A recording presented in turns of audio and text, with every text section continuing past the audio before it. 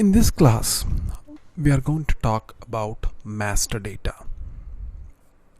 The first part of the class is going to be dedicated to customer master, and the second part of the class is going to be dedicated to material master. But before we go and talk about the customer master and material master, let me give you a brief overview of master data. Right? So this topic is master data. How many different types of master data is there in SAP? Many different types. For example, the ones that we are interested in are customer master, material master, and condition records. These are the ones that we would be interested in as SD consultants. So as an MM consultant, probably he'd be interested in vendor master, and FICO consultant will be interested in asset master, and there are other pieces of master data that either SD or other consultants might be interested in. But for now, we would be focusing on customer master, number one, and number two, material master. We would talk about condition records when we visit pricing. But until that point, for today and tomorrow, the focus is going to be on customer master and material master. All right. Now, what is master data? Before we delve deep into the different types of customers, how we create customer master, so on and so forth, let's back up and understand what is master data. Now you might have this question as to, okay, as opposed to what? So master data as opposed to transactional data. So I'll give you some examples, and this will kind of make things very, very clear. For example, let's take the same case that we have been discussing as part of the order to cash cycle. HP was creating Walmart as a customer, right? So we'll be creating Walmart as a customer in our system. And let's say we create it with the name, number, address, so on and so forth, and then system generates a number for it, 1,000, 2,000, 10,000, whatever the number is. Now this customer Walmart is going to be used in, let's say, a transaction. Today Walmart has placed a request for a quotation, and then you go to VA21 and create a quotation of type QT, and as you hit on save, you get a number, right? 10000006. This is a quotation number. Now for the same customer 1000, you could be creating as many quotations as you like, as many orders as you like inquiries, orders, so on and so forth. And once we finish servicing a quotation, meaning the expiry date has come and gone, or let's say if it is an order, we have delivered the order, we have billed the order, and then the customer has already paid for that order. Now that's it. This order is out of the picture. We don't regularly deal with that order anytime in the future unless for reporting or other purposes. So a transactional data is generally transient. Okay, it exists for a particular period of time, and it has everybody's attention for a particular period of time, and after that people start working on the next set of orders, next set of quotations, so on and so forth. But master data, in this case, let's say Walmart as a customer, will be used for eternity. The same number, 1000, let's say, maybe the address will change a little bit, phone numbers, contacts might change a little bit, but it's the same customer, and that customer will be used again and again and again. Okay, so let me characterize what I'm trying to say here. Master data is generally permanent. it is used again and again. Transactional data is transient, and it has focus only for a very short period of time. You look at an order for 3 months, 2 months, 1 month. Once the order is done, that's it. So a transactional data is time bound. After that, the only purpose a transaction exists is for reporting. Okay, how many orders did we do for last year? How many orders did we do for this customer? Right? The only purpose of a transaction is for reports. Master data, on the other hand, is permanent. It's used again and again and changes very little. Okay, maybe a couple of address changes here and there over a course of 1 or 2 years, or maybe a couple of phone number changes over a course of 3 or 4 years. Okay, now that we've understood the difference between master data and transactional data, let's move on to the first area of focus, the customer master. The customer master is divided into 3 parts or 3 views. Okay, 3 views. What are the 3 views? General data or general view, sales view or sales data. General view or general data. Finance data, or in other words, the technical word for it is called company code view. View or data, both can be used synonymously. Why is the customer data divided into 3 views? Let me give you a scenario. So here is our customer, let's say Walmart, and Walmart is not a good example in this case. Let's take a smaller and new customer. Let's say HP has, or the HP sales department has bagged a new customer, let's say a new corporate customer, and they've been negotiating with them, and finally they agreed to do sales with us, buy something from us. So the sales guy, let's say Brian, creates a customer in the system, and he is only interested in the sales view or the sales data of this customer. So he goes and creates the sales data, and as part of creating the sales data, he will also be forced to create the general data.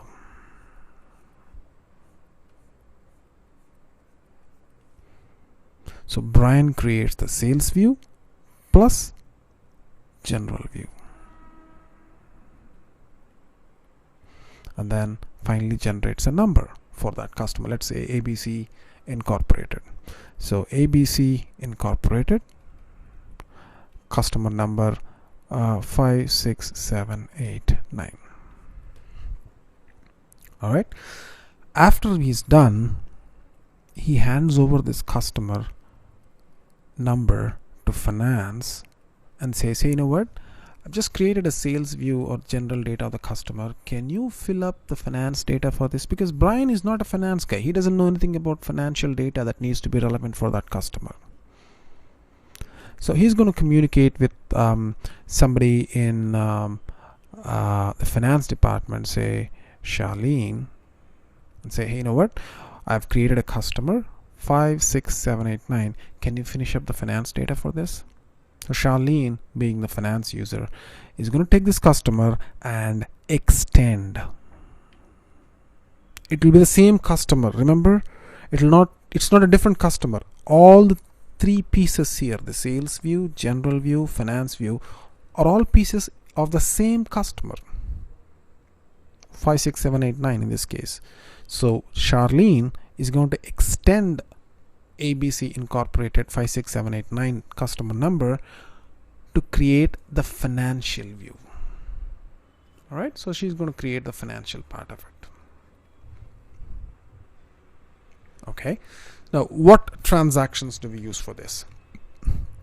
Brian being the sales guy, uses the transaction code VD01 to create, and of course 02 to display, and 02 to change, and 03 to display. The transaction used by Brian is VD01, and Charlene, being the finance user, uses the transaction FD01. Okay, now as a general rule, most sales transactions start with V.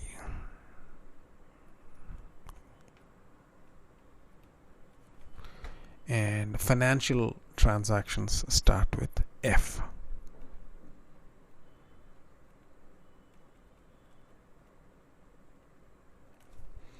All right.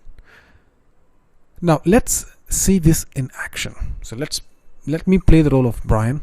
Let me go create this ABC Incorporated as a customer in the system with this number, let's say 56789, and create the general view and sales view of the customer.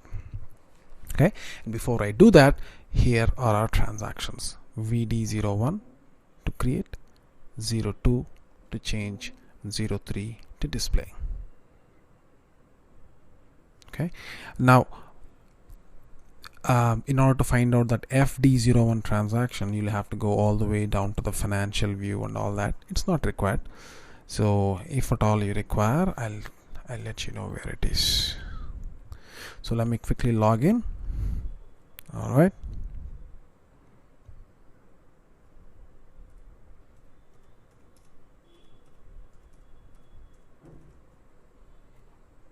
Okay, so here is our sales transactions: master data, business partner, customer, create. So this is to create the sales view and general view of the customer.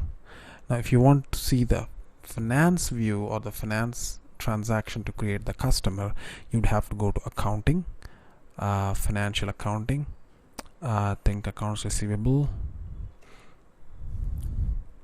and master records, and FD01. So let me take a screenshot of this as well, just for the record.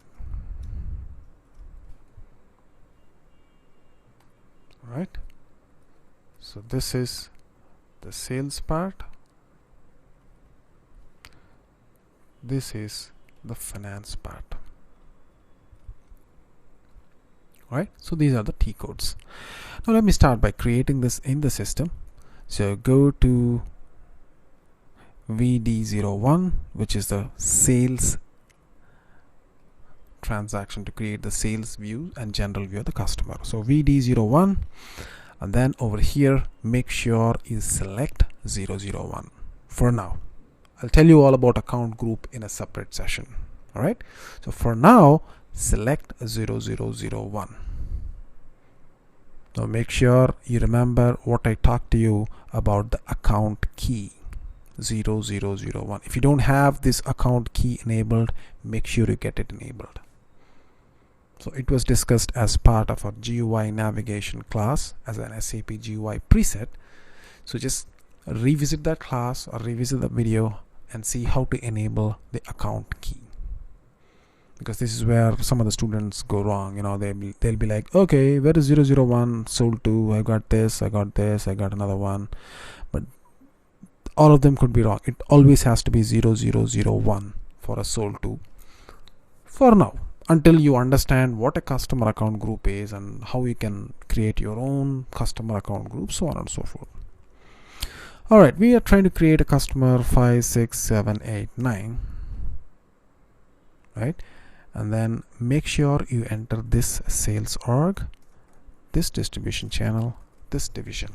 Now, what is all this junk? Sales org, distribution channel, division. These are called enterprise structure elements. Okay.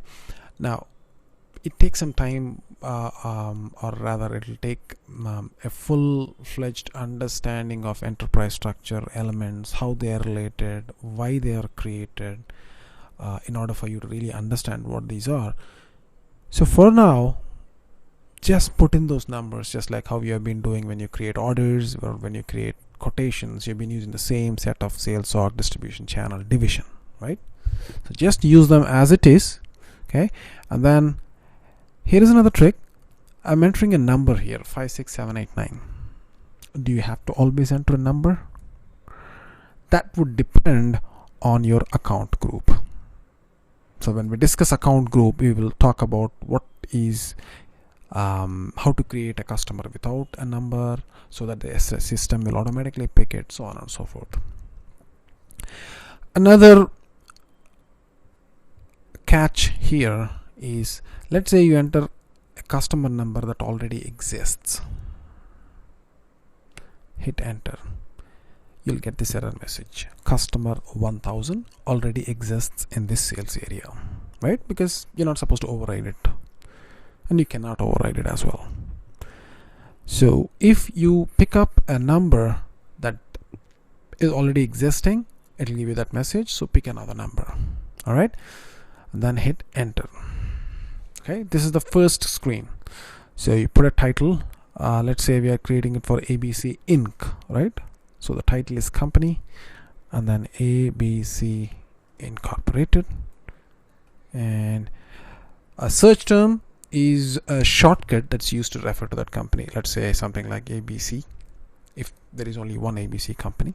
I'll tell you how to use this search term as we go forward. And some street address, 1000 Dennis Drive, okay, 08820. I'm just putting some address. Edison, country US, region means state, New Jersey, and some transportation zone. So it's in the eastern transportation zone. The transportation zone would be used to determine what route should be used to send the products over to the customer's location. Alright, and then we're going to put in a telephone number, whatever telephone number you like, a fax number, email, so on and so forth. Okay, so general data is where you enter the customer's address, his contact details. Now this little tab over here called the contact person tab is used to enter any contacts that we have at this company. Now ABC Inc.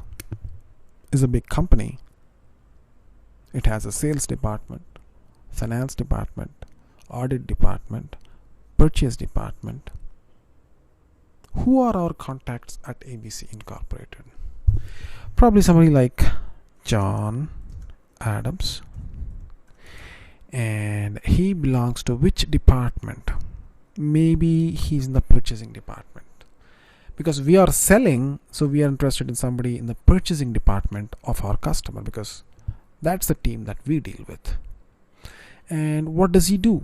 Maybe he's the head of purchasing, right? Now you just double click it, and then you can enter the other details, like if that guy John Adams has some phone number, some email address, so on and so forth. Okay, sorry, let me go back. I just jumped the gun. So we have entered the contact person. If you want, you can enter as many contacts as you like. Okay, this is the general data. Now we are finished with the general data. All right, let me go back here.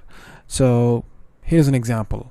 I'm creating a general view, and I'm just taking an example of some name like Walmart, like the way we have created ABC Inc., some address. And I also went to the contact person tab, and I filled in some details like whom I know at that company, what his phone number is, what the other contact details are. Okay, now from the general view, remember we started off with VD01, and I said VD01 can give you two views, general and sales. We're just done with the general and we want to move on to the sales. What do? Just click on this button. Click on this button to go to sales view of the customer master.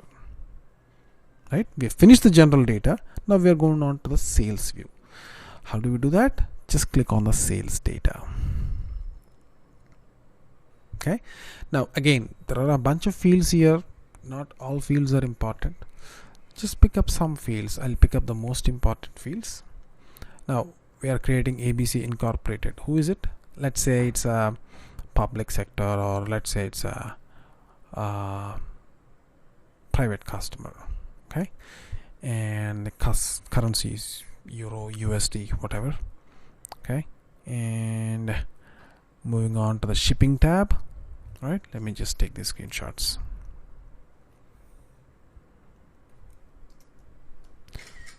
Okay, moving on to the sales view.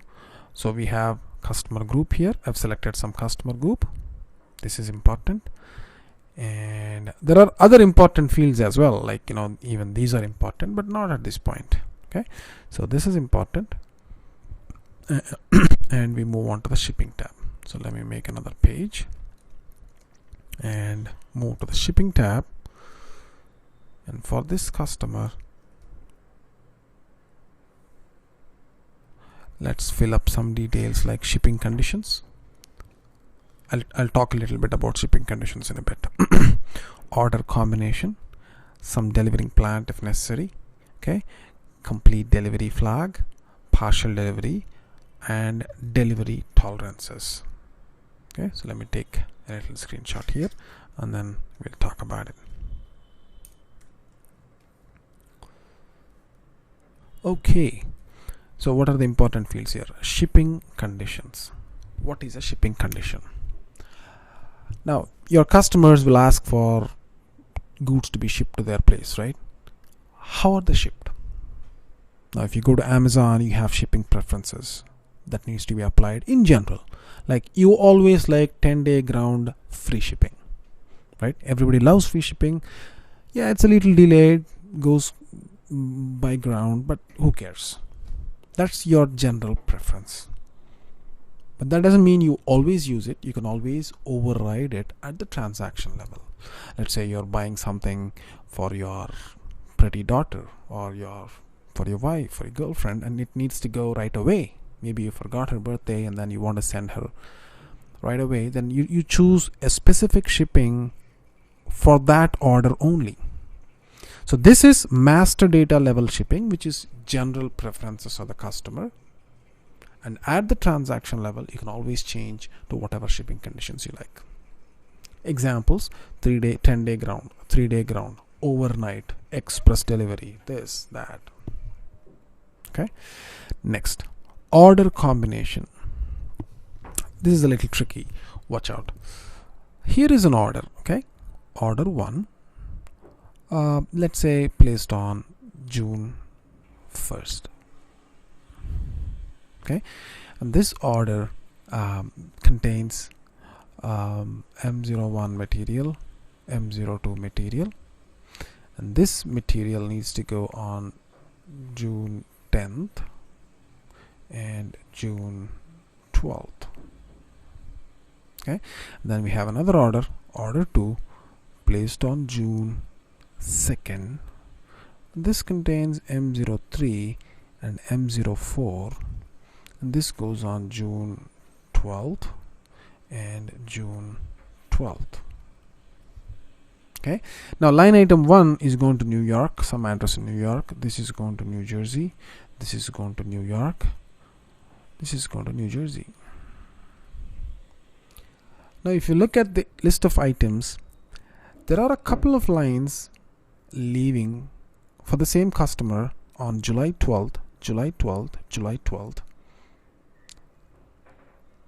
So it makes sense to combine goods going out to a single customer on the same date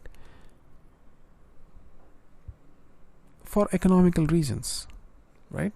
So this line item, let's say 10, 20, and then 10, 20.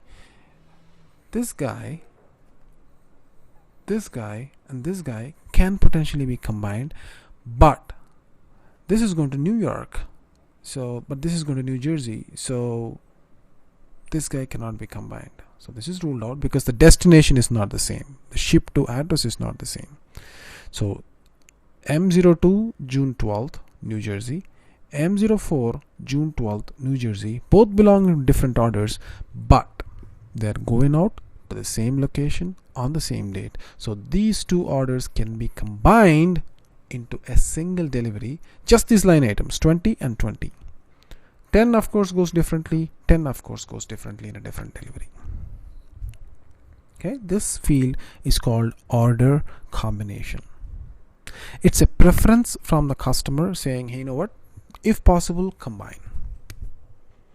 But it's not always the case that customers like it. Some customers don't like it, in which case you just switch that field off. Alright, the next one is complete delivery required by law. Now remove this by law part, it doesn't make any sense. Complete delivery. What happens if you check this flag on?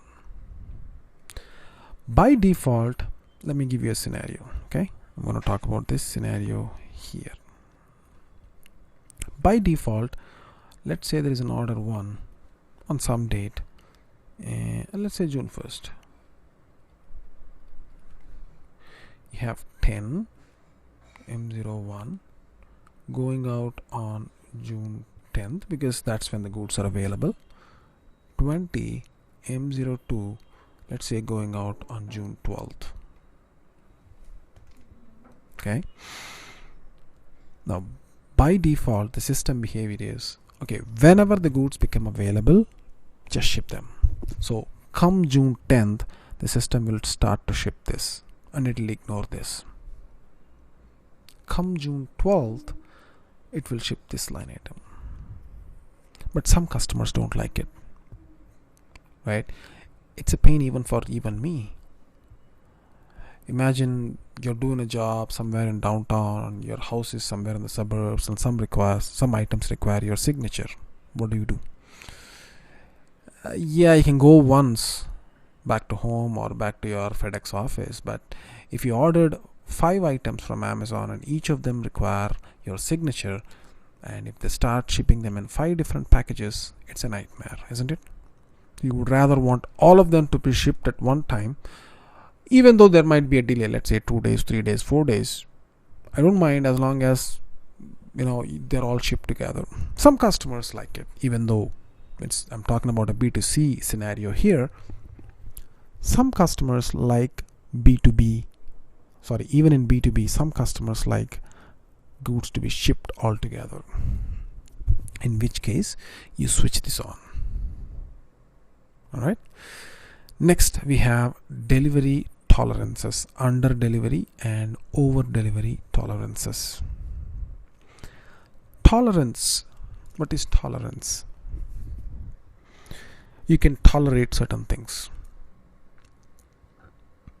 Amazon say you ordered for 100 packets of something from Amazon, 100 quantity of something. It's rare, but let's say you ordered for 100 quantity of something, and Amazon is only able to ship 95. Will you be able to tolerate it? No, because you already paid for 100. You won't tolerate anything less than 100, right? But in the case of a B2B, let me give you a scenario. This is a scenario that I have seen in the pharmaceutical industry, especially in the retail distribution of pharmaceuticals. Every day, the sales rep goes out to his set of shops, right, or retail stores that sell pharmaceuticals, and they take orders. Okay, I need so many strips of Tylenol, I need so many strips of this, so many strips of that, this and that. And at the end of the day, all the orders are segregated, sent to their main ordering system somewhere in their headquarters. Let's say Pfizer is taking the orders and they're going to Pennsylvania. Now, Pfizer will distribute or create deliveries for all the orders to the respective distribution centers. Let's say we are in Edison, New Jersey, and then we have our sales rep has gathered all the orders for all the retail pharmacies that sell our products, Pfizer products, and has taken orders for the day, sent it to the headquarters, and headquarters will dispatch the deliveries to the respective nearest distribution center, saying, okay, these products need to be distributed, so on and so forth. Now, the customer, let's say one customer, Walgreens, has ordered 100 strips of Tylenol. His rule is, okay, if you have 100 strips, send them across. If you have 90 strips, that's fine, send them across. Time is a priority for me. Okay, so if you have 100 strips, send them across, bill me for 90, don't bill me for 100. As simple as that, and deem that order as complete. If I want more, I'll place a fresh order.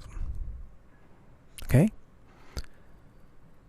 in which case the under delivery tolerance is 10%. Right, that means the customer can tolerate an under delivery of 10%. If the customer orders 100, he's okay if you give him or ship him 90. But sometimes it's not the case. You cannot go like, yeah, I only have 50. Nah, that doesn't work sometimes. Or maybe it works. Right? So imagine a big shipping industry, a steel factory, right, that requires coke, that requires iron ore, and they require in thousands of tons, right, big factories. And even if there is a tolerance, let's say I've asked for 100,000 tons of coal, and the container or the ship has delivered like 95,000 tons. Will I say, okay, I'm going to cancel the order? No. I'll be like, okay, I've got 95,000 tons. That's good enough. So just bill me for 95,000 tons, right? And the same applies for over delivery also. Okay, if you deliver a little bit over, the customer is willing to pay for it. So what under deliveries and what over deliveries are tolerated by the customer is specified here in the shipping tab of the sales view of the customer master. Okay, so next page. Go to the billing tab. Looks like I timed out.